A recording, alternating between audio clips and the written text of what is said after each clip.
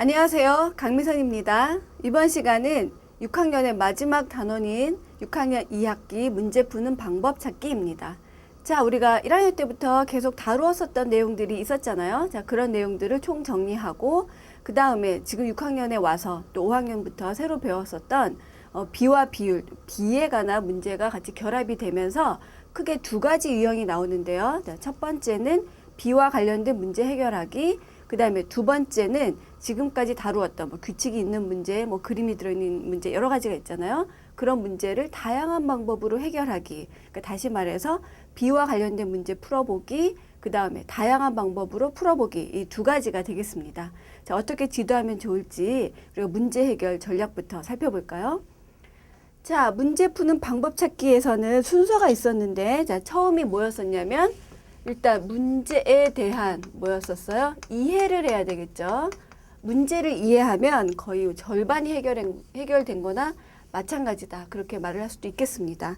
자, 문제를 이해를 했어요. 뭘 구하라고 하는 것이다. 어떤 조건이 나와 있다라고 하는 것은 알았는데 이것이 반만 해결된 거고 또 다 된 건 아니죠.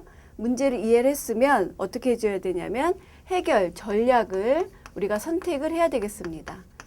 자, 그런데 만약에 자기가 가지고 있는 전략이라고 하면 일종의 무기인데요. 자기가 가지고 있는 무기가 몇 개 없다면 선택의 여지도 별로 없겠죠. 문제를 다양하게 해결하기는 어려울 것 같습니다. 따라서 우리는 이미 자기가 가지고 있는 목록, 전략의 목록을 다양하게 할 필요가 있습니다. 자, 그 다음에 전략을 선택하기까지 여기까지 한 90%가 해결됐다. 하지만 이게 다가 아니죠. 마지막 무엇이 남았냐면 그 무게를 가지고 우리가 하려고 하는 것을 해결을 해야 되는 거잖아요. 그것이 전략에 따라 실행하기입니다. 자, 전략 실행하기. 전략 이런 단어를 쓰니까 무슨 전쟁 놀이하는 것 같기도 한데 수학에서 전략이 굉장히 중요합니다. 일종의 전쟁이라고 볼 수도 있을 것 같고요. 자, 여기에서 전략을 실행을 했으면 문제는 거의 다 된 건데 마지막 1%가 남았어요. 되돌아보기입니다. 자, 되돌아보기는 이제 반성하기라고도 하는데요. 여기서 반성은 잘못을 뉘우치는 것이 아니라 내가 풀었었던 과정에서 어떤 전략을 하나 선택을 했다면 그게 전부였을까? 또 다른 것은 없었을까? 내가 또 해결 과정에서, 실행 과정에서 무슨 실수는 없었을까에 대해서 돌아보는 그런 내용이 되니까 여기까지 돼야 그 다음에 조금 더 세련된 전략이라든가 좀 문제 이해에 대해서 조금 발달된 안목을 가지고 할 수가 있겠죠. 자, 여기까지 이런 과정을 거쳐서 하게 됩니다. 자, 제가 문제 이해가 되게 중요하다라고 했는데 문제가 가지고 있는 특성을 이해하는 게 문제 이해입니다. 여기에서 여러 가지로 우리가 그 문제의 특성을 파악할 수가 있는데 먼저 그 문제가 어떤 특정 개념을 갖고 있느냐라고 하는 것을 살펴봐야 되겠죠. 제가 조금 아까 지금 6학년에서는 비와 관련된 그런 문제가 많이 나온다 그랬는데 그렇다면 여기에서는 비가 특정 개념이 되는 거고 또 5학년 같은 경우에는 배수와 약수가 굉장히 또 중요하잖아요. 그러니까 문제 푸는 방법 찾기에서 배수와 약수와 관련된 개념들, 4학년에서는 분수와 관련된 개념들, 그 학년에서 새로 배우거나 좀 많이 이렇게 비중이 큰 그런 단원들이 여기에서 그 개념을 갖고 있는 문제들을 소재로 삼아서 문제 푸는 방법 찾기에 활용이 됩니다. 자, 따라서 특정 개념이 있는지를 살펴보고 우리가 앞 단원에서 배웠었던 그런 전략들을 선택을 해서 문제를 풀면 되겠죠. 자, 그 다음에 또 일반적인 거는 뭐가 있냐면 그 문제가 어떤 규칙성을 가지고 있느냐. 자, 어떤 수열이라든가 그런 거, 반복적인 거요. 그 다음에 규칙성 아니면 어떤 시각적인 정보가 있느냐. 자, 시각적인 정보라고 하면 그림을 그리기가 쉬운 그런 형태가 되겠죠. 직사각형 모양의 밭이 있는데 어쩌고저쩌고 이런 식으로 나온 거는 시각적인 정보가 있다라고 볼 수가 있겠습니다. 시각이라고 하는 거는 그런 것이 아니라 눈에 보이는 그런 내용이죠.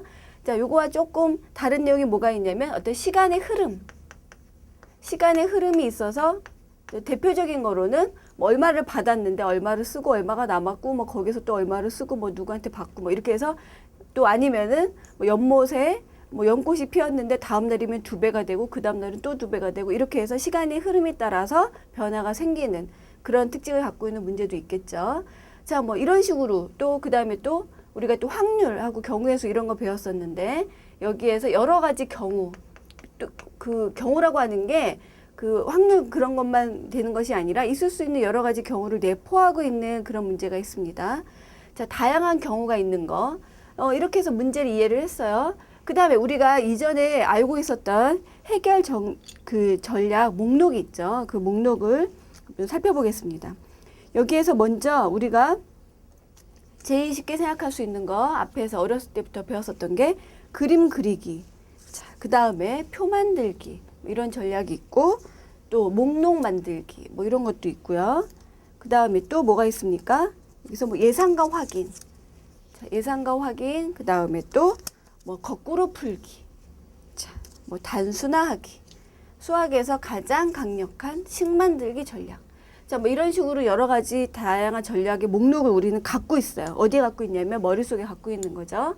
자, 그런데 이게 문제에 따라서 이런 전략이 꼭 1대1 대응되는 건 아니지만 좀 유효한 전략, 조금 강력한 전략이라고 하는 것은 또 경험을 했습니다.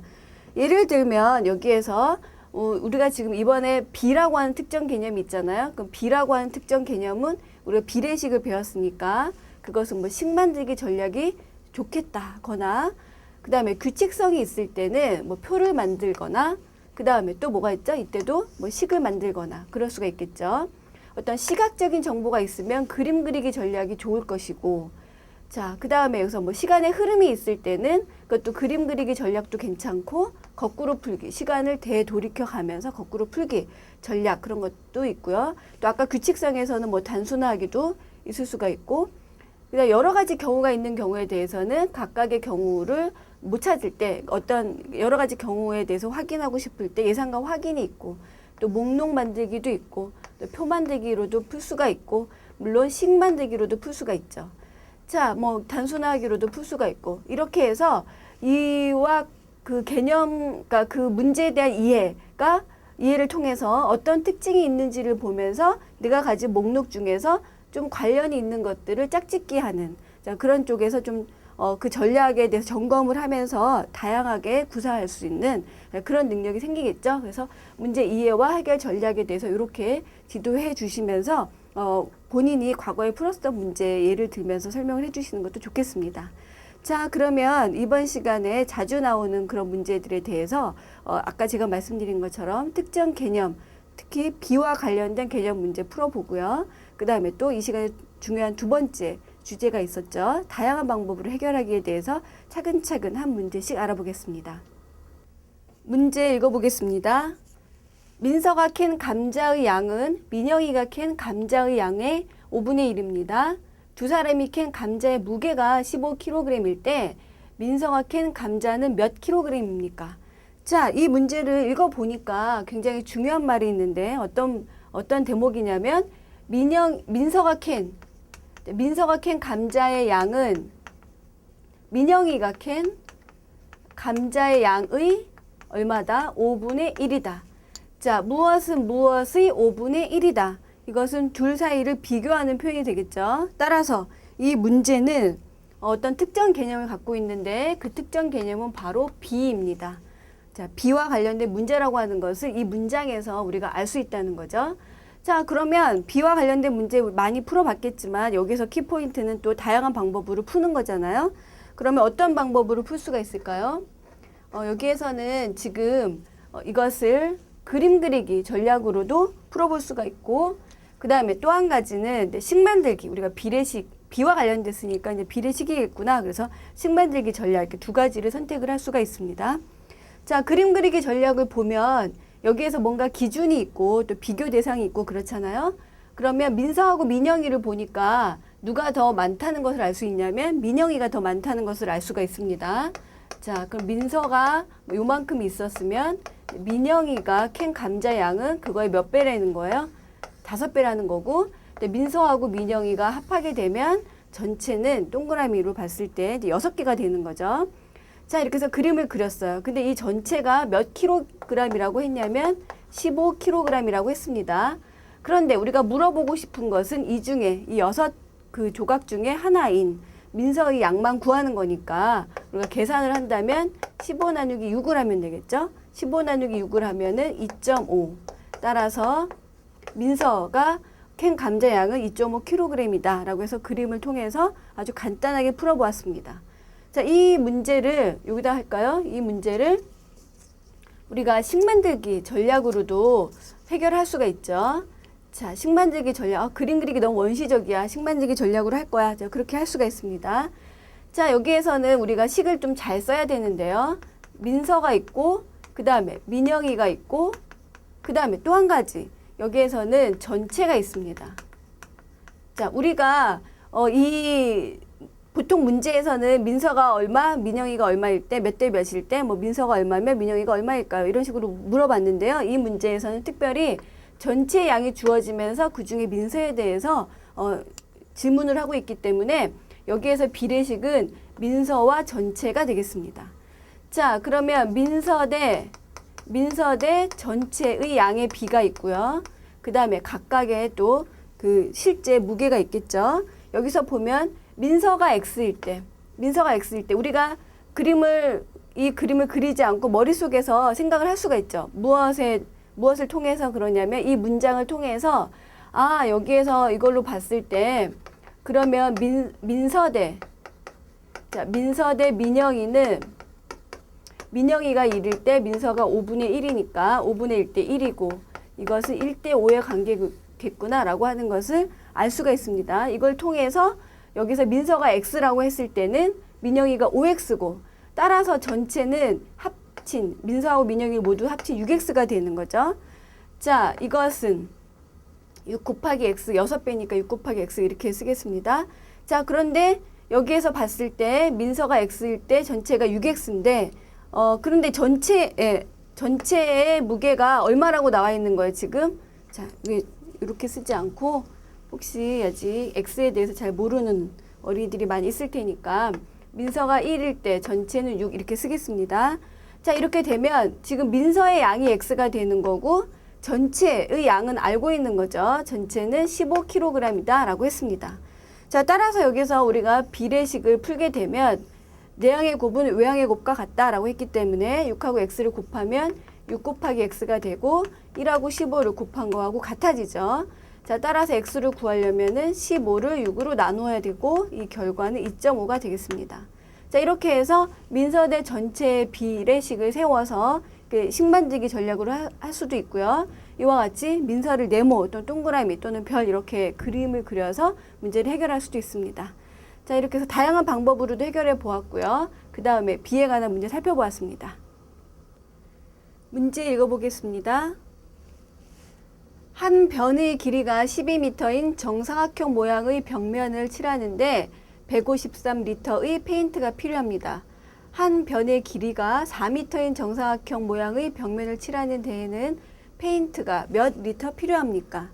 자, 여기에서 정사각형 모양이라고 하는 말이 나와 있네요. 이 정사각형이라고 하는 것은 도형이니까 어떤 시각적인 정보가 있다. 이거는 좀 그림을 그릴 수가 있겠다라고 하는 생각이 듭니다. 자, 그래서 이 문제도 여러 가지 풀이 방법이 있는데, 그리고 또 왜 이 문제가 비와 관련된 문제일까도 생각을 해봐야 되는데요. 여기에서 페인트하고 그 정사각형 모양하고 대응을 시키고 있죠. 자, 그렇기 때문에 여기서 비 개념을 사용하게 됩니다. 자, 비 문제이기도 하고 이것은 그림 그리기라고 하는 전략으로 풀 수도 있겠다. 자, 해서 이제 그림을 한번 그려보겠습니다. 자, 먼저 한 변의 길이가 12m인 정사각형 모양의 벽면 그랬습니다. 자, 여기가 가로 세로가 모두 12m인 정사각형이 있었는데 이 정사각형 모양의 벽면을 칠하는데 153리터가 필요하다고 그랬어요. 자, 그럼 이 전체를 칠하는데 153리터라면 한 변의 길이가 4m인 그러면 여기 12m죠. 4m인 그랬으니까 4m는 이 정사각형보다 작은데 정확히 이쪽이 4m, 여기 4m라면 전체의 9분의 1이 되겠죠. 여기가 4m, 이쪽이 4m. 자, 그러면 페인트의 양도 비례해서 작아지기 때문에 우리가 구하려고 하는 한 변의 길이가 4m인 이 정사각형의 벽면을 칠하는 데에는 원래 전체에 필요했었던 153ml의 얼마?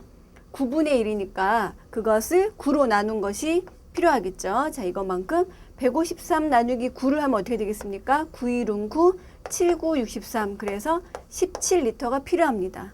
자, 간단하게 그림 그리기를 통해서 우리는 정답이 17리터라고 하는 것을 구했어요. 이렇게 할 수도 있고, 아, 이거 너무 원시적이다. 이 방법 말고 나는 식 만들기 전략을 쓰겠다. 이렇게 할 수도 있겠죠. 자, 식이라고 하면 여기에서는 비례식이 되겠습니다. 여기서 이 문제 자체가 비에 관한 문제이기 때문에 이제 비례식을 쓸 텐데, 자, 그러면 이것은 큰 정사각형하고 작은 정사각형을 비교할 수도 있고, 각각의 정사각형에 사용된 페인트의 양을 비교할 수도 있는데요. 자, 큰 정사각형 대 작은 정사각형이 있으면, 큰 정사각형에는 많은 페인트가 필요하고 작은 거는 그거에 비례해서 작은 양이 필요하겠죠. 적은 양이 필요하겠죠. 자, 이렇게 넓이 대 넓이는 이 정사각형에 사용된 페인트 대 페인트. 자, 그렇게 비례식을 쓸 수가 있겠습니다. 자, 큰 정사각형의 넓이를 먼저 구해야 되는데요. 한 변의 길이가 12m이기 때문에 넓이는 12 곱하기 12 제곱미터가 필요하고요. 그 미터 뭐죠? 144 제곱미터이고, 그 다음에 작은 정사각형은 한 변의 길이가 4기 때문에 자, 넓이는 4 곱하기 4가 되겠죠. 그러면 자, 두 넓이의 비는 각각의 필요한 페인트 양의 비와 같다. 자, 그런데 큰 정사각형을 색칠하는 데는 153리터가 필요했으니까 작은 정사각형은 그에 비례해서 얼마가 필요할까? 자, 이런 문제가 되고, 내 식은 이렇게 세워지겠습니다. 자, 그러면 내항의 곱은 외항의 곱과 같다. 이렇게 해서 이 비례식을 풀면 되는데요. 자, 비례식을 풀면 여기서 12 곱하기 12 곱하기 네모는 4 곱하기 4 곱하기 153 이렇게 쓸 수가 있고, 계산을 하고 이쪽을 144로 나눠도 되고요. 자, 이 상태에서 약분을 해도 되겠습니다. 자, 4로 약분하면 3, 여기도 4로 약분하면 3, 3 곱하기 3 이렇게 나와 있죠. 그 다음에 3으로 약분하면 3, 5, 15, 3, 1은 3, 51이고, 또 3으로 약분하면은 3, 1은 4, 3, 7은 21. 그래서 네모는 17. 자, 이런 식으로 해서 우리가 작은 정사각형에 필요한 페인트 양을 구할 수도 있습니다. 자, 뭐 이 두 방법 말고 또 다른 것도 있을 수가 있겠죠. 예를 들어서 작은 정사각형이 만약에 153리터의 뭐 좀 작은 50리터쯤이라고 했을 때 계산을 해보니까 그 비가 맞지 않더라 해서 예상과 확인 방법으로도 할 수가 있는데, 그럼 굉장히 이제 이쯤 되면 6학년쯤 돼가지고 그런 방법은 적절하지 않다라고 하는 것도 알 수가 있을 거예요. 모든 전략이 다 모든 문제에 해당되는 것은 아니고, 거기에 다 적절하게 적용이 되는 것은 아니고, 문제에 따라서 우리가 조금 더 좀 간단하게 풀 수 있는, 좀 더 직접적으로 풀 수 있는 그런 전략들이 있으니까 이제 그런 방법들을 자기 방법으로 만들어가는 것이 좋겠습니다. 교통요금 인상 전의 기차요금과 버스요금의 합은 2,500원이었습니다. 지금은 기차요금 10%, 버스요금 15% 인상되어 그 합이 2,775원이 되었습니다. 인상된 기차요금과 버스요금은 각각 얼마입니까? 자, 이 문제에서 보니까 여기에 뭐 10%, 뭐 15%, 자, 이런 말이 있네요. 자, 이 말은 바로 이 문제가 뭐라는 거예요? 비와 비율과 관련된 문제이기 때문에 우리가 뭐 비례식을 사용하거나 그렇게 풀 수 있겠다라고 하는 어떤 정보를 주는 거죠. 그래서 이 문제의 특징은 특정 개념을 갖고 있는데 그게 비개념이다 했습니다. 자, 그러면 우리가 비개념을 사용해서 풀 수도 있고 비례식이나 이런 거 사용해서 풀 수도 있지만 좀 어려워 보여요. 그래서 생각할 수 있는 첫 번째 전략은 예상과 확인입니다. 자, 예상과 확인은 잘 알다시피 여기에서 될 수 있는 이제 여러 가지 경우를 하나씩 체크해 보는 거죠. 자, 지금 보면 기차 요금하고 이제 버스 요금이 있었는데 인상되기 전에는 얼마였었냐면 합쳐서 2,500원이었어요. 각각이 얼마인지 모릅니다. 자, 그럼 우리가 한번 예상을 해볼까요? 자, 첫 번째 예상, 기차 요금을 우리가 한 1,000원이라고 보자. 그러면 버스 요금은 1,500원이 돼야 되는 거죠. 자, 이 경우에 대해서 인상 후의 요금을 알아본 다음에 이게 맞는지 틀리는지 확인하면 되겠습니다. 자, 그럼 계산을 해야 되는데요. 자, 1,000원에 대해서 10%가 인상됐어요. 자, 그러면 1,000원에 대해서 10%는 이제 100원입니다. 그 다음에 우리가 인상 전에는 2,500원이었는데 인상 후가 2,775원이니까 얼마가 올랐다는 거예요? 275원이 오른 거죠. 그러니까 오른 버스 요금하고 기차 요금에 인상된 가격만 봤을 때 275원이 되면 맞는 거 그렇게 되겠습니다. 자, 그 다음에 버스 요금은 1,500원이었는데요. 자, 이것이 15% 인상됐다라고 했을 때는 어떻게 계산하면 되죠? 자, 1,500 곱하기 100분의 15 해서 자, 우리가 약분을 해주고 계산을 하면 225입니다.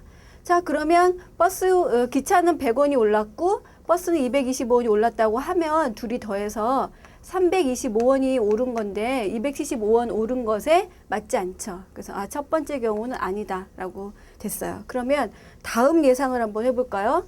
자, 이게 아니라면 그러면 기차요금을 확 올려서 2,000원이라고 해볼까? 그랬어요. 그렇다면 버스 요금은 500원밖에 아니겠네요. 만약에 이게 아니라면 1,000원하고 2,000원 사이에 또 1,500원에 대해서 예상을 해보고 그렇게 하면 되겠습니다. 자, 두 번째 경우 한번 계산을 해보면 두 번째 경우는 여기에서 지금 2,000원이죠. 2,000원에 대해서 10% 계산을 하면 2,000 곱하기 10%니까 100분의 10이고 자, 이것을 계산을 하면 200원이 되겠습니다. 그냥 척 보고 200원 이렇게 해도 되고요. 그 다음에 500원에 대해서 15%. 자, 500원에 대해서 15%라고 하면 500 곱하기 100분의 15를 하면 되고 자, 그럼 약분을 하면 5 곱하기 15인데 그러면 75가 되죠. 자, 그래서 기차 요금 200원 오른 거, 그 다음에 버스 요금 75원 오른 거를 더하니까 275. 딱 두 번 만에 맞았습니다. 자, 그래서 이것은 버스 요금이 인상되기 전에 기차하고 버스는 각각 요금이 인상되기 전에 2,000원하고 500원이었었어요. 자, 그런데 200원 오르고 75원 올랐으니까 자, 지금 현재는 얼마가 되는 거예요? 2,200원. 기차는 2,200원.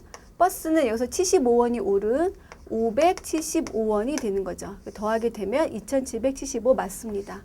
자, 이렇게 해서 구하는 방법은 예상과 확인 전략을 사용한 그런 방법이 되겠습니다. 자, 이 방법 말고 또 다른 방법도 있을 수가 있는데 어떤 방법이 있을까요? 자, 비와 관련된 것은 우리가 그림을 그려서 문제를 또 해결할 수가 있습니다. 자, 제가 자주 사용하는 직사각형 모델이 있는데요. 자, 그 그림을 한번 사용해서 이 문제에 대해서 알아보겠습니다.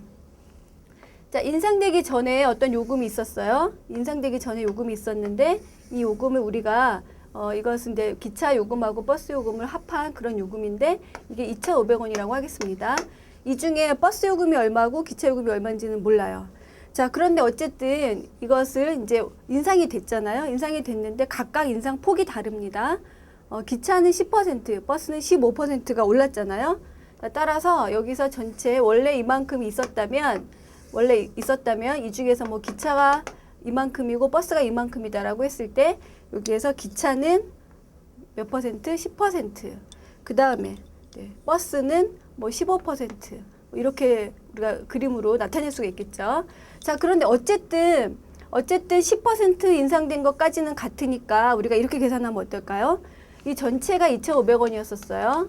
여기까지가 2,500원이고 그 다음에 요만큼은 10%입니다. 이걸 그냥 하나로 보는 거예요. 각각을 계산하지 않고.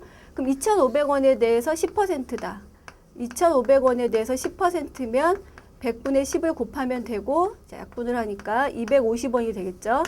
따라서 인상된 요만큼은 얼마냐면 이게 250원이에요. 얘가 2,500원이었기 때문에. 자, 그런데 그러면 여기서 2,500에다 250을 더하면 2,750이잖아요. 자, 여기 합한 게 2,750입니다. 그런데 우리는 지금 인상된 전체 요금, 실제 요금이 2,775원이라고 그랬어요. 자, 이것을 빼게 되면 25원의 차이가 납니다. 25원이 어디에 있었던 거냐면 여기가 되는 거죠. 얘가 25원이었다는 거죠. 그런데 10%하고 그럼 나머지는 요게 몇 퍼센트냐면 버스 요금의 5%가 됩니다. 자, 따라서 여기에서 원래 버스 요금이 이만큼 있었다면 그것의 5%, 100분의 5가 25원이었다라고 하는 것을 우리가 요걸 통해서 알 수가 있고요. 자, 그래서 계산을 하게 되면 여기서 양쪽에 5로 약분해 주게 되면 5죠. 100을 곱해 주게 되면 여기가 500원이라고 하는 것을 알 수가 있습니다. 자, 이렇게 해서 여기에서 인상되기 전에 버스 요금이 얼마였냐면 500원이었고 그 다음에 나머지는 기차 요금이니까 기차 요금은 2,000원이었다. 그래서 기차 요금, 버스 요금 이렇게 구할 수가 있고요. 여기에 대해서 인상된 요금이 2,000원에 대해서 10%니까 200원 해서 2,200원, 500원에 대해서 10%하고 5%를 더하게 되면 575원이 돼서 각각의 요금도 구할 수가 있습니다. 자, 이렇게 하는 방법은 이제 그림 그리기 전략인데요. 그래서 직사각형 모델을 사용을 했습니다. 자, 이 방법 말고 예상과 확인이라든가 그림 그리기 전략 말고 이 문제를 해결하는 가장 직접적인 전략이라면 식 만들기겠죠. 자, 세 번째 소개할 전략은 식 만들기인데, 자, 이 식 만들기는 사실 초등 과정은 아닙니다. 자, 중학교 과정인데요. 자, 우리가 가르치는 입장에서는 이게 가장 쉽겠죠. 자, 어떻게 이 문제가 중학교에 올라가게 되면 어떻게 바뀌고 풀이 방법은 어떻게 되는지까지 알아보겠습니다. 식 만들기 전략. 자, 우리가 지금 모르는 게 두 가지가 있는데, 인상 전에 우리 기차 먼저 써 있었죠? 정보에서 기차 요금하고 버스 요금을 몰라요. 인상되기 전에 기차 요금을 X1이라고 하고 버스 요금을 Y1이라고 한다면 인상 전에는 X1 더하기 Y1이 2,500원이었습니다. 자, 네모 더하기 세모 이렇게 해도 되고 X 더하기 Y 이렇게 해도 되겠죠. 자, 그 다음에 인상 후. 이게 인상을 해서 인상 후에 요금이 바뀌었는데 기차 요금은 원래 있었던 요금에서 10%가 올랐기 때문에 X 곱하기 0.1 그러니까 X에다가 이게 인상된 요금이잖아요. 이것이 더해졌을 거고 그 다음에 버스 요금은 원래 요금에다가 원래 요금의 15%니까 0.15배만큼 더 추가가 됐을 거예요. 자, 이렇게 해서 합이 지금 이걸 다 더한 게 2,700 얼마라고 그랬냐면 75원이라고 그랬습니다.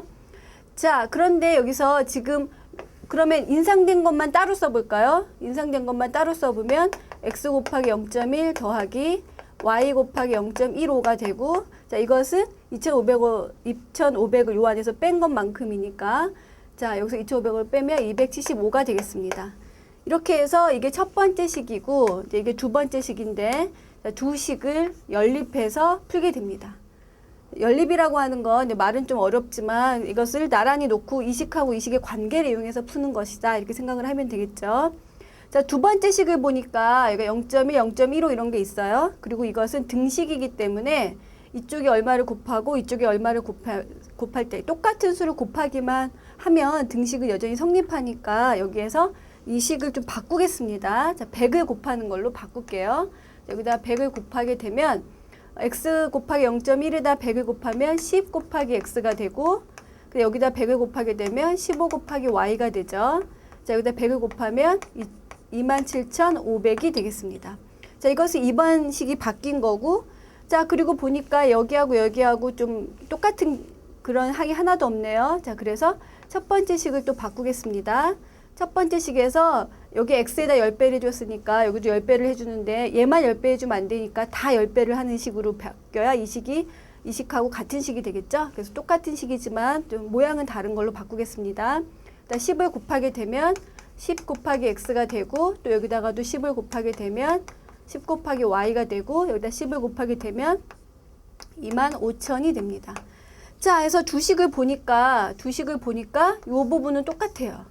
이 부분이 달라졌는데 여기가 얼마만큼 맞냐면 5y만큼 맞습니다. 5 곱하기 y만큼 맞는데 그 바람에 27,500에서 25,000까지 차이가 생겼어요. 그 차이가 얼마냐면 여기서 여기 빼면 2,500이 되는 거죠.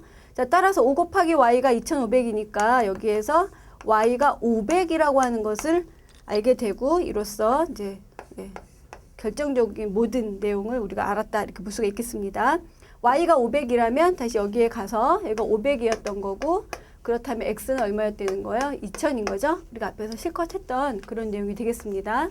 이것은 인상 전이니까 여기다 2000에다가 2000의 0.1배 그러니까 2000에다 250을 더해서 인상된 후에 기차요금 구하고 또 버스요금도 마찬가지 방법으로 해서 구하면 되겠습니다. 자, 이 방법으로 나중에 풀게 되는 거예요. 중학교 올라가도 저기에서 달라지는 건 하나도 없고 그 풀이 방법에서 전략이 좀 달라진다. 자, 그런 내용만 있으니까 지금 우리가 이 방법을 또 아이들한테 지도를 물론 해줄 수도 있고요. 만약에 이 방법이 너무 이해하기가 어렵다라고 했을 때는 아이들이 지금 수준에서 할 수 있는 예상과 확인이라든가 그림 그리기 전략을 사용해서 풀어도 무방하겠습니다. 놀이동산의 어른 입장료는 600원이고 어린이는 400원입니다.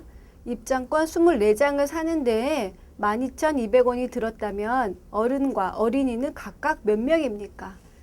자, 이 문제는 어떤 특정 개념이 들어있는 건 아니죠. 여기서 우리가 입장료를 계산하는 그런 상식적인 그런 식을 사용하면 되겠습니다. 자, 그런데 지금 모르는 것이 어른하고 어른이 몇 명일지 그 다음에 어린이가 몇 명일지 모르는 거죠. 자, 그래서 여기서 다양한 경우에 대해서 우리가 체크를 해볼 그럴 수가 있겠습니다. 자, 그 전에 우리가 잠깐 이 문제를 좀 보면은 지금 입장료라고 하는 거는 얼마냐면 12,200원이라고 하는 입장료가 들었어요. 자, 근데 입장료는 어떻게 계산하는 건가요?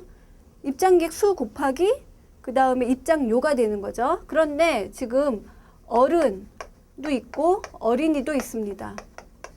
자, 그런데 어른의 입장료는 600원이에요.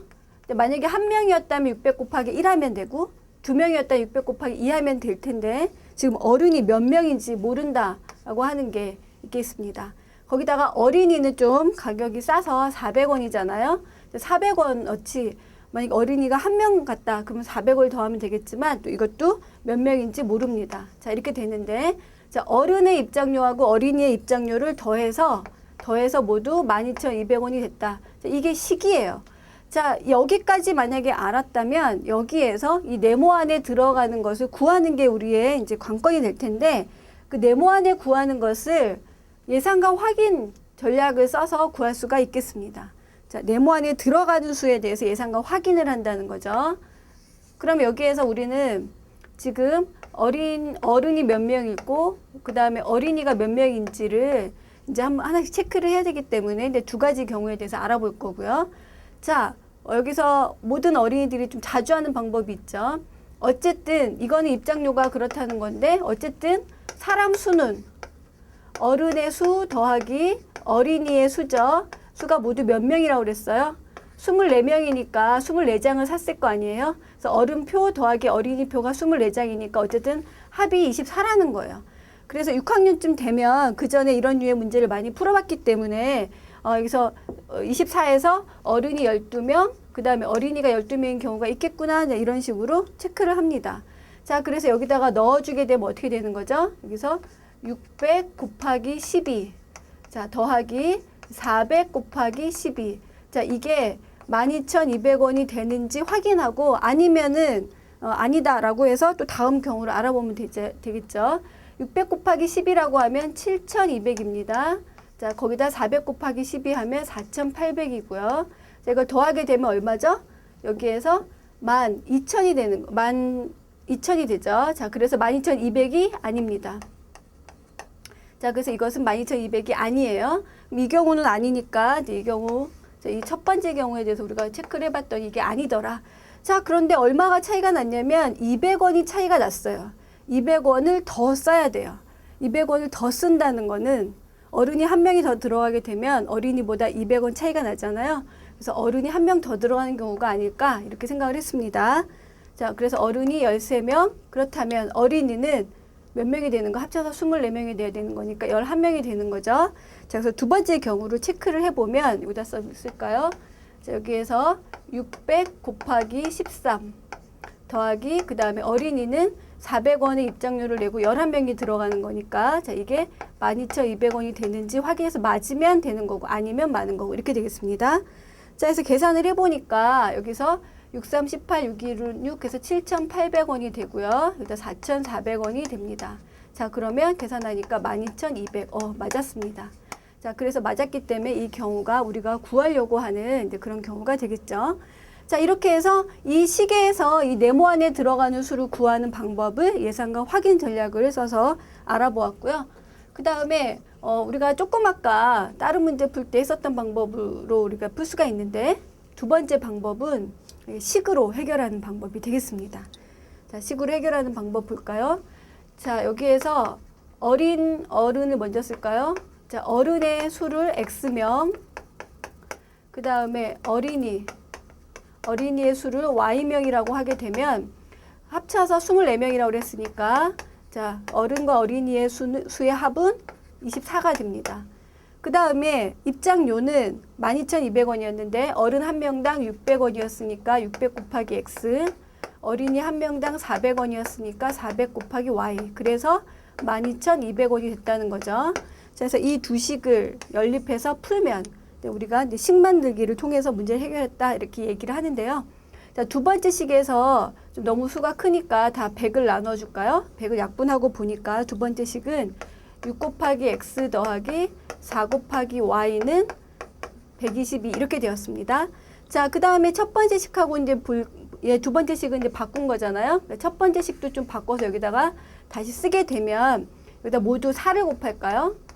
자, 모두 다 4를 곱해도 등식은 성립을 합니다. 4를 곱하게 되면 4 곱하기 X가 되고 그 다음에 4 곱하기 Y가 되고 24에다 4를 곱하니까 4, 4, 16, 4, 1은 8 그래서 96이 됩니다. 자, 그런데 보면 여기는 같아요. 여기는 같은데 여기가 다르기 때문에 여기에 의해서 지금 견제 결과에도 차이가 있네요. 이쪽은 6 곱하기 X고 밑에는 4 곱하기 X니까 그 차이는 2 곱하기 X만큼이고 122에서 96을 뺀 것만큼이 이제 차이가 되는 거죠. 그래서 100에서 96을 빼면 4가 되고 그다음 21을 더하게 되면 26.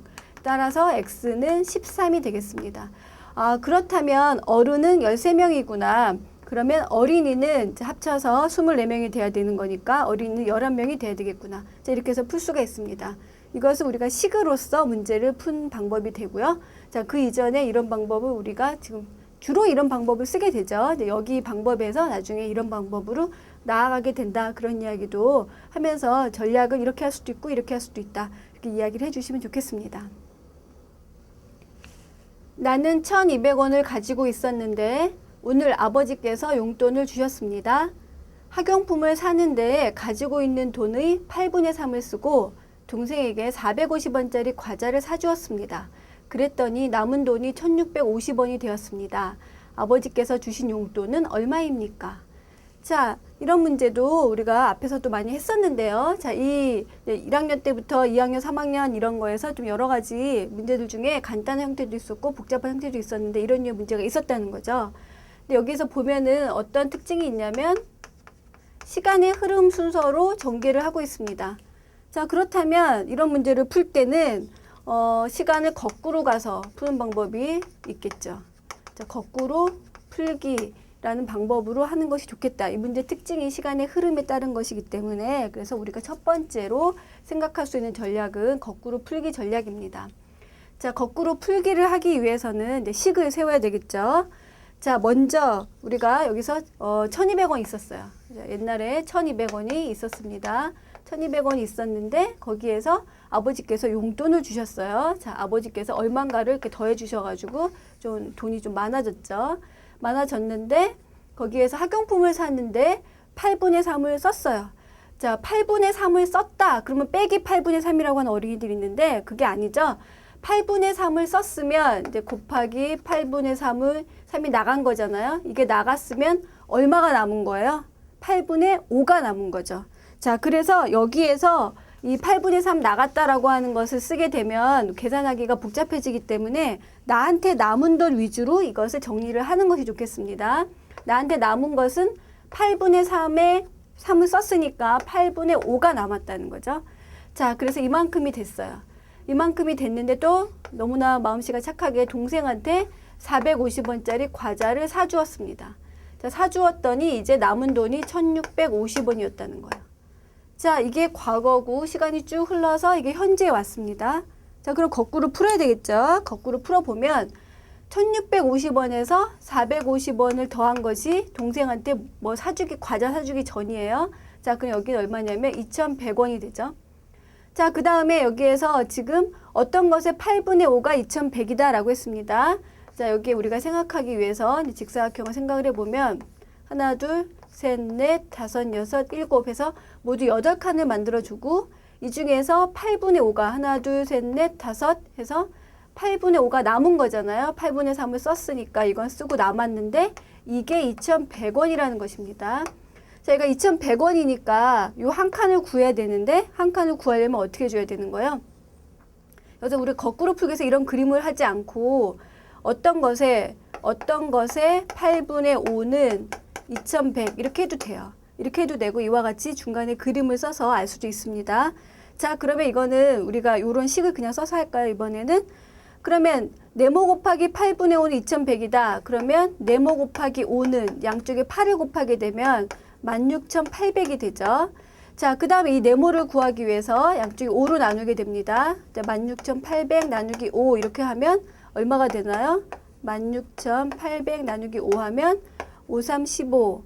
그 다음에 18이니까 또 5, 3, 15. 그 다음에 300. 그래서 얼마예요? 자, 60 이렇게 돼가지고 3,360이 되겠습니다. 그렇다면 여기에서 이 네모라고 하는 거는 이 전체가 되는 거죠. 이 전체가 3,360이에요. 그럼 여기가 3,360인 거고 이 네모는 이 전체니까. 자, 그러면 1,200원이 있었는데 아빠한테 얼마를 받아서 3,360원이 됐으니까 우리가 거꾸로 갈 때는 3,360에서 1,200원을 빼면 되죠. 자, 그래서 얼마가 됐냐면 2,160. 아빠가 나한테 주신 돈은 10원짜리도 주셨나 봐요. 2,160원이 되겠습니다. 자, 이렇게 하는 것이 거꾸로 가서 문제를 푸는 건데 근데 중간에 이와 같이 우리가 그림을 그린다거나 그렇게 할 수도 있습니다. 그런데 여기서는 이제 식 만들기로 풀었고요. 이 그림 그리기 부분에 대해서는 옆에서 따로 설명을 하도록 하겠습니다. 그림을 안 그리고 식만으로도 거꾸로 풀기 전략을 이용해서 풀 수가 있다. 이런 얘기를 했고요. 그 다음에 우리가 그림 그리기 전략, 제가 방금 조금 얘기를 했었는데요. 그림 그리기 전략으로도 할 수가 있습니다. 자, 그림 그리기 전략으로는 어떻게 하면 될까요? 여기서 보면 맨 처음에 내가 얼마가 있었어요? 자, 얼마가 있었는데 이게 1,200원이에요. 1,200원에다가 아빠가 얼마를 줬어요. 얼마를 줬는데 이게 얼마인지는 모르는 거죠. 자, 여기에서 이게 지금 나의 전체가 되겠습니다. 자, 나의 전체인데 여기에서 하나, 둘, 셋, 넷, 다섯, 여섯, 일곱 해서 8칸을 만들었고요. 여기에서 8분의 3을 썼어요. 8분의 3을 썼더니 요만큼이 남았는데 남은 돈이 얼마인지 몰라요. 그리고 나서 여기다가 또 동생한테 450원짜리 과자를 사주었습니다. 자, 그러면 요만큼이 남아있었잖아요. 똑같은 크기예요. 자, 요만큼이 남아있었는데 이 중에서 450원을 썼어요. 자, 450원을 썼습니다. 자, 그리고 났더니 남은 돈이 1,650원인 거예요. 그러면 1,650하고 450원을 더한 것이 2,100원인데 2,100원이 어디에 해당하는 거냐면 여기에 해당하는 거죠. 자, 여기가 2,100원이에요. 그렇다면 이 한 칸을 구하기 위해서는 2,100을 5로 나누면 되겠습니다. 이게 5칸이니까. 그러면 5, 4, 20, 5, 20 해서 여기는 한 칸이 420이 되고요. 먼저 8칸이 있었으니까 420 곱하기 8을 하게 되면 자, 8에 32, 3,260이 되겠습니다. 자, 여기에서 잠깐만요. 5, 4, 20, 5, 20 맞죠? 아, 잘못 계산했습니다. 3,360이 되겠습니다. 그래서 3,360이 이 전체거든요. 이 전체가 3,360이니까 아까와 마찬가지로 3,360에서 1,200을 빼게 되면 여기 안에 있는 네모칸은 2,160이고 이게 바로 아빠가 주신 돈이 되는 거죠. 그래서 직사각형을 사용을 해서 시간의 흐름대로 그림을 그려서 거꾸로 올라가면서 또 풀었으니까 거꾸로 풀기 전략인데 그림 그리기를 사용했다 이렇게 풀 수도 있겠습니다. 자, 그 다음에 또 뭐가 있냐면 식 만들기 전략이 있을 수가 있겠죠. 자, 가장 우리가 좋아하는 전략이 식 만들기 전략인데 또 아이들에 따라서는 이게 좀 더 어려울 수도 있죠. 자, 그 선택을 해서 풀면 되겠습니다만, 자, 그 중에서 어쨌든 식 만들기 전략을 체크를 안 할 수가 없으니까 하도록 하겠습니다. 자, 여기에서 우리가 지금 구하려고 하는 것은 아빠가 주신 돈이에요. 아빠가 주신 돈을 X라고 놓으면 식은 어떻게 되냐면, 자, 나는 원래 1,200원이 있었어요. 근데 아빠가 X원을 줬기 때문에, 자, 이게 내가 지금 현재 가진 돈이 됩니다. 자, 가진 돈인데 여기에서 8분의 3을 썼어요. 8분의 3 썼는데 남은 돈을 쓴다고 그랬습니다. 남은 돈을 8분의 5가 되는 거죠. 이 부분이 중요하죠. 8분의 3이라고 쓰면 안 되고, 그래서 뭐 1 빼기 8분의 3 이렇게 쓰는 사람들도 있는데 좀 그 말 자체가 되게 어려워요. 그래서 남은 것은 전체의 8분의 5다. 그래서 이렇게 쓰고요. 자, 거기에서 동생한테 450원을 줬으니까 여기까지는 나한테 남아있는 돈이잖아요. 이 돈에서 450원을 빼니까 현재 맨 마지막에는 1650원이 남았어요. 자, 그러면 여기에서 지금 식을 이렇게 쓰고 요 가로 안에 있는 네몰 x를 구하면 되는 거잖아요. 이거 우리가 혼합계산 풀이하는 방법이랑 같죠. 자, 해서 여기까지는 이 전체에서 450원을 뺀 게 1650이니까 여기까지는 1650에다 450원을 더한 2100원이 되고, 자, 여기에서 지금 1200 더하기 x의 8분의 5가 2100이니까, 자, 이 식은 다시 쓰면 1200 더하기 x는 2100 곱하기 뭐예요? 5분의 8이다. 이렇게 할 수가 있겠죠. 자, 해서 약분을 해주면 5, 4, 20 해서 420이고 3360이 됩니다. 그러면 1200 더하기 x가 3360이니까 따라서 x는 3360 더 빼기 뭐예요? 1200. 그래서 2160 이렇게 쓰면 되는 거죠. 자, 사실 보면은 이걸 우리가 식 만들기에서 혼합계산 풀이 방법으로 푸는 거나 그림 그리기나 거꾸로 풀기나 사실 한 가지라는 생각이 안 드시나요? 한 가지인데 이것을 표현 자체를 뭐 이런 직사각형 그림으로 그리는 것이 아니라 그냥 이 식으로 썼다. 하나의 식으로 썼다는 그 자체만 다른 거지 그 안에 들어있는 과정 자체는 결국 다 똑같다. 이렇게 생각을 하셔도 될 것 같아요. 자, 여기서 이거는 이런 과정들이 다 머릿속에 들어있다는 전제하에 그래서 조금 더 추상적으로 푸는 거니까 어려울 수가 있는데 사실은 또 과정 같습니다. 어쨌든 그래서 이렇게 해서 식 만들기 전략까지 우리가 살펴보았습니다. 24명의 친구가 모두 한 번씩 악수를 하였습니다. 악수를 한 총 횟수는 몇 번입니까? 자, 이 문제에서는 뭔가 규칙이 있죠. 여기에서 악수를 했다라고 하는 그런 내용이 있기 때문에 뭔가 규칙이 있다라고 하는 생각을 할 수가 있습니다. 규칙을 갖고 있는 그런 문제는 풀이 방법이 여러 가지가 있을 수가 있겠죠. 여기서도 여러 가지가 있는데, 자, 먼저 우리가 규칙에 대한 상황을 잘 이해가 안 된다. 이 상황 자체가 잘 이해가 안 되기 때문에 그림을 그려서 조금 더 들여다봐야겠다라고 할 때는 그림 그리기 전략을 쓸 수가 있겠습니다. 자, 이때 그림을 그릴 때는 24명을 또 모두 그려야 되겠죠. 하나, 둘, 셋, 넷, 다섯, 여섯, 일곱, 여덟, 아홉, 열, 열하나, 열둘, 열셋, 열넷, 열다섯, 열여섯, 열일곱, 열여덟, 열아홉, 스물, 스물하나, 스물둘, 스물셋, 스물넷. 자, 이렇게 동그랗게 일직선상에 놓지 않고 동그랗게 놓는 것이 키포인트가 되겠습니다. 그림 그릴 때도 전략이 있는데, 자, 24명의 친구예요. 모두 악수를 한다. 그럼 이 친구하고 이 친구 악수하고, 이 친구하고 이 친구 악수하고, 뭐 여러 개 뒤죽박죽으로 할 수도 있겠지만, 이제 한 명을 기준으로 삼아서 이 친구가 나다라고 생각을 하고 악수를 하면, 나는 혼자 악수를 못하니까 친구랑 해야 되잖아요. 하나, 둘, 셋, 넷, 다섯, 여섯 해서 실제로 다 그려봐요. 자, 그려보니까 내가 하는 악수의 횟수는 23번이 됩니다. 세어보면. 자, 그 다음에 그 옆에 있는 친구, 그 옆에 있는 친구가 나랑 다를 건 아니잖아요. 내가 23번을 했으면 내 옆에 있는 친구도 23번을 했겠죠. 그렇죠? 그 옆에 있는 친구도 23번을 했겠죠. 자, 이렇게 해서 23번씩 몇 명이 24명이 하는 거예요. 자, 그렇다면 악수의 총 횟수는 이렇게 나올 것 같은데, 자, 계산을 해볼까요? 그러면 얼마가 되죠? 23 곱하기 24 하게 되면 4, 3, 12, 4, 2, 8, 자, 92에다가 3, 2, 6, 4, 1은 4 이렇게 해가지고 계산을 하면 552가 되겠습니다. 자, 그러면 실제로 악수한 횟수가 550이냐? 그건 아니죠.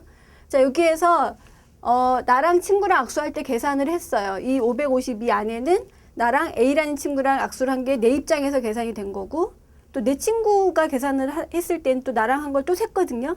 자, 그렇기 때문에 두 사람이 서로 만나서 악수를 한 번 했는데 그게 다 각각의 그 악수의 횟수로 체크가 됐기 때문에 이것은 실제로 우리가 계산을 하려면 2로 나누어야 됩니다. 또 이것을 알아야 되겠죠. 2로 나누어야 되는데, 그래서 552 나누기 2를 하게 되면 2는 4, 2, 7에 14, 2, 6, 12 해서 276번의 악수 횟수가 되겠습니다. 자, 이렇게 해서 그림을 그려서 어떤 상황인지 조금 더 자세히 들여다본 다음에 이제 문제를 푸는 그런 방법이 있을 수가 있고요. 자, 두 번째는 이 그림 그리기 전략이 내면화된 경우에 이렇게 하는 것이다라고 상황 자체에 대해서 내면화가 됐을 경우에는 식을 만들 수가 있겠습니다. 자, 식을 만드는데 여기서 보면 지금 1인당 악수의 횟수 1인당 한 사람이 한 악수의 수가 있고, 자, 그것이 전체 이제 그 대회장이 딱 있다고 했을 때 그 주최자 측에서 딱 내려다 보면 사람들끼리 악수를 한 걸 다 체크를 할 거 아니에요. 다 세겠죠. 자, 그래서 한 사람이 악수를 한 횟수에다가 그 자리에 모인 사람의 수를 곱해야 1인당 몇 번씩 악수를 해서 모두 몇 번이 되겠구나라고 계산을 할 수가 있습니다. 자, 그런데 아까 우리가 방금 여기서 알아보았다시피 그렇게 되게 되면 나 입장에서 한 거랑 친구랑 나랑 한 거랑 두 번씩 다 카운트가 되기 때문에 나누기 2를 해야지 이제 우리가 이 총횟수를 구할 수가 있습니다. 자, 1인당 악수를 한 거는 모두 24명이니까 나를 뺀 나머지하고 1인당 23번씩 하고 사람이 24명 있으니까 자, 사람은 24명 해서 계산을 하면 우리가 방금 전에 계산한 것처럼 276회가 됩니다. 자, 이렇게 하는 것이 식 만들기 전략이 되는 거죠. 자, 그런데 또 이 식이 어떻게 나왔는지 모르는 경우가 있어요. 이렇게나 할 수가 있겠는데 이 식 자체는 또 어떻게 나왔는지 모르겠다. 그런 경우도 있을 수가 있겠죠. 자, 그 전에 할 수 있는 방법이 단순화하기 전략입니다. 단순화하기라고 하는 것은 사실 이 내용에 대해서 좀 정통해야지 풀 수 있는 그런 사용할 수 있는 전략이긴 한데, 자, 단순화하기라고 하는 것은 무엇이냐면 사람 수를 줄여요. 사람 수를 줄여서 어떤 규칙을 알아보는 거예요. 그 안에 들어있는 공식을 이제 이런 걸 통해서 이제 공식을 유도하기 위한 방법이 되는 거죠. 자, 이렇게 말이 안 돼. 단순화하기가 되는데 만약에 2명이에요. 자, 2명일 경우에는 악수의 횟수가 둘이 만났으니까 한 번이 되죠. 그 다음에 만약에 사람이 3명이에요. 자, 3명이니까 3명일 때 이렇게 자, 둘이 만났으면 한 번. 자, 이렇게 3명이면 한 번, 두 번, 몇 번이에요? 3번. 자, 그 다음에 4명이 만났어요.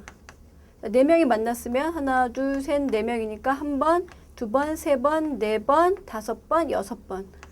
자, 해서 이렇게 써봐요. 써보고 나서 뭔가 규칙이 있는데 이런 생각이 딱 듭니다. 그러면 여기서 1명일 때는 한 번, 2명일 때는 3번, 4명일 때 6번이었는데 요거를 조금 다르게 써요. 다르게 어떻게 쓰냐면 네, 우리가 여기서 지금 우리가 3이 어떻게 나왔나 라고 봤더니 1 더하기 2죠. 자, 그 다음에 6이 어떻게 나왔나 봤더니 1 더하기 2 더하기 3이에요.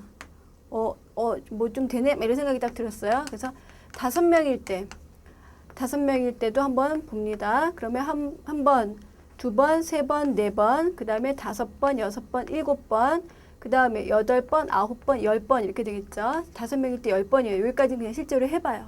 자, 그래서 보니까 1 더하기 2 더하기 3 더하기 뭐예요? 4.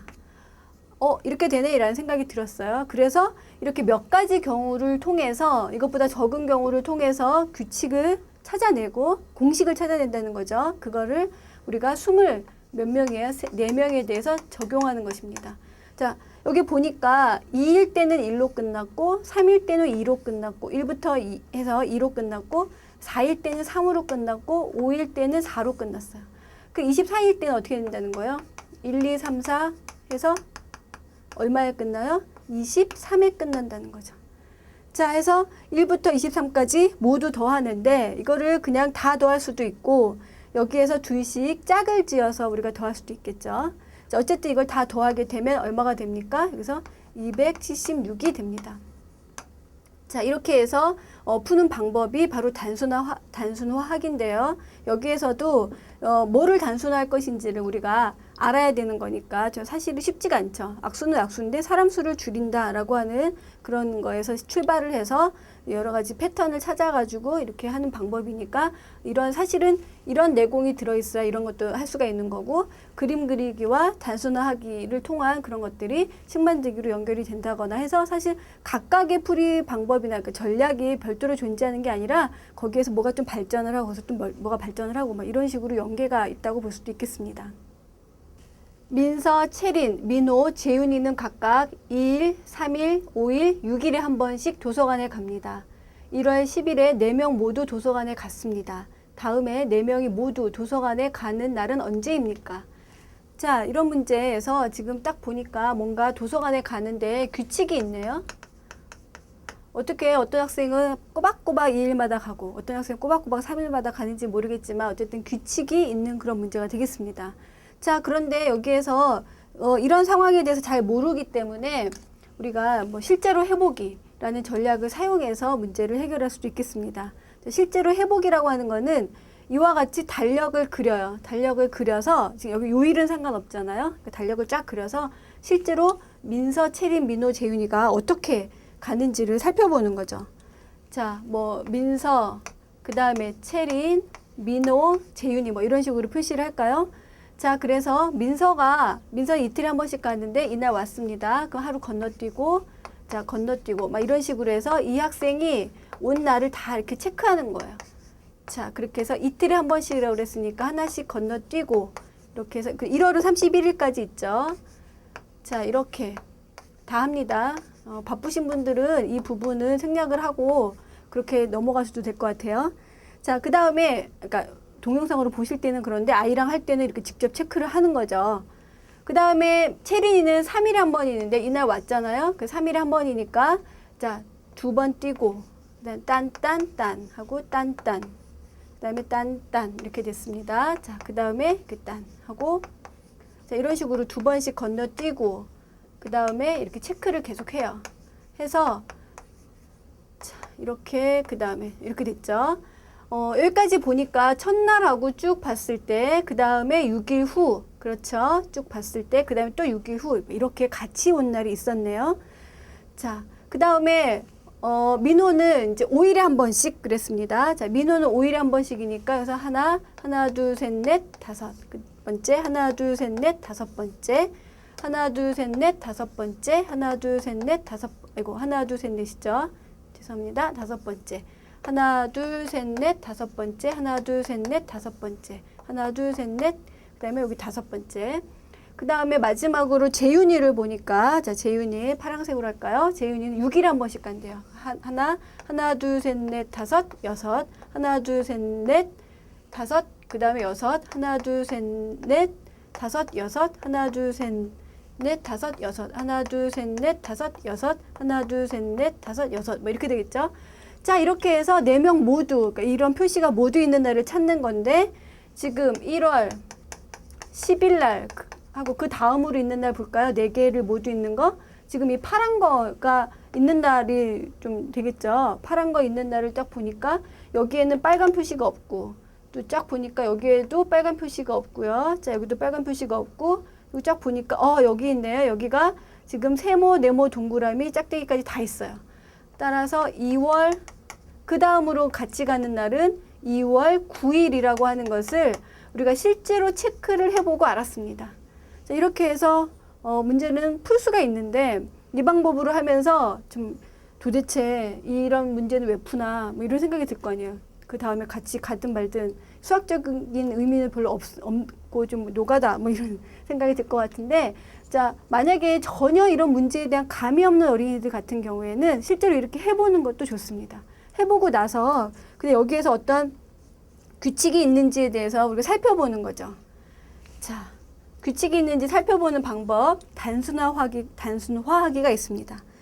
자, 여기에 지금 민서하고 채린이, 민호, 재윤이가 각각 2일, 3일, 그 다음에 5일, 6일마다 온다고 그랬는데요.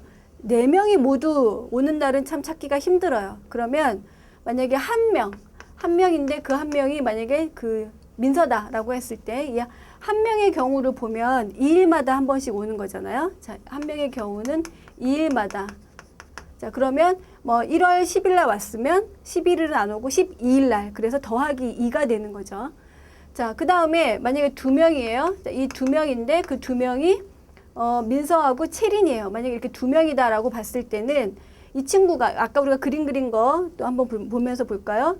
2일마다 왔어요. 이 친구는 2일마다 오고 그다음 이 친구는 3일마다 왔는데 지금 두 친구가 같이 있는 날을 보니까 16일이에요.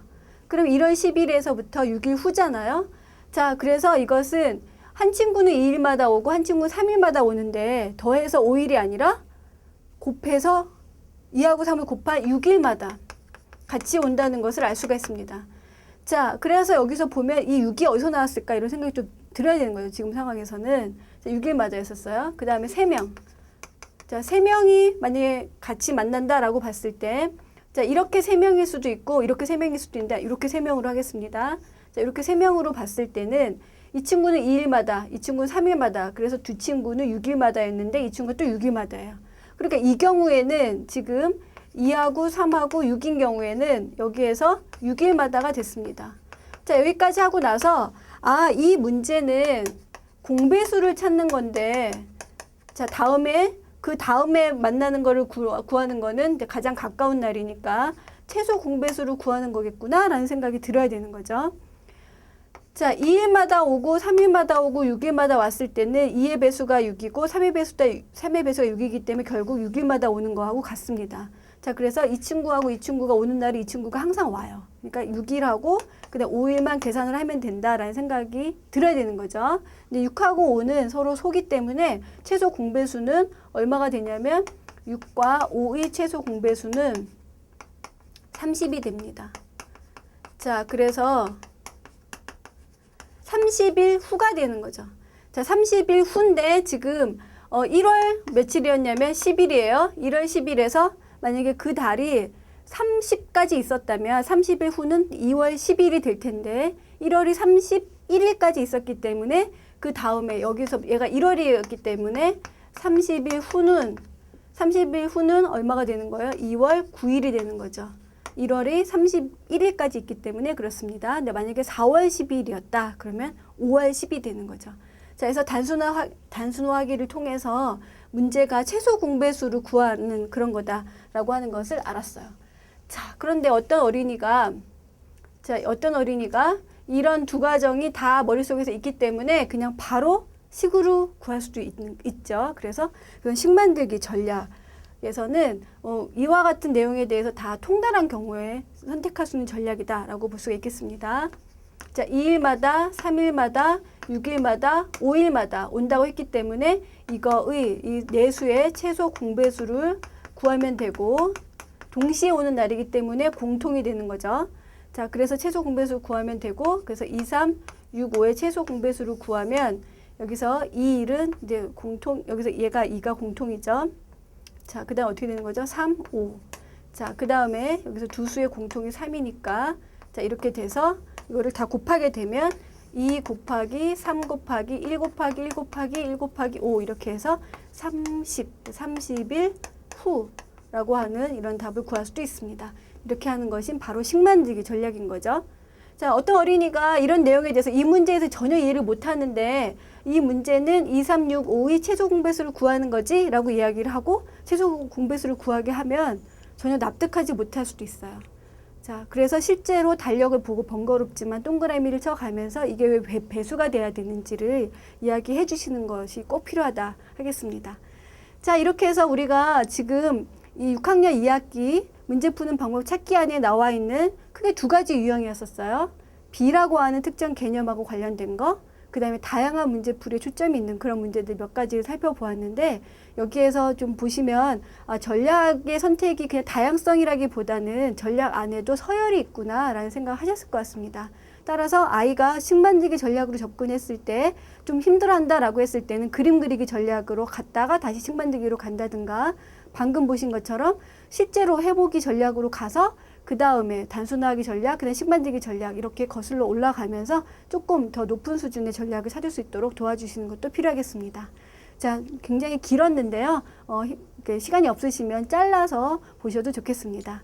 이상으로 마치겠습니다. 수고 많으셨습니다. 아이들하고 즐거운 수학 시간 되시기 바라겠습니다. 감사합니다.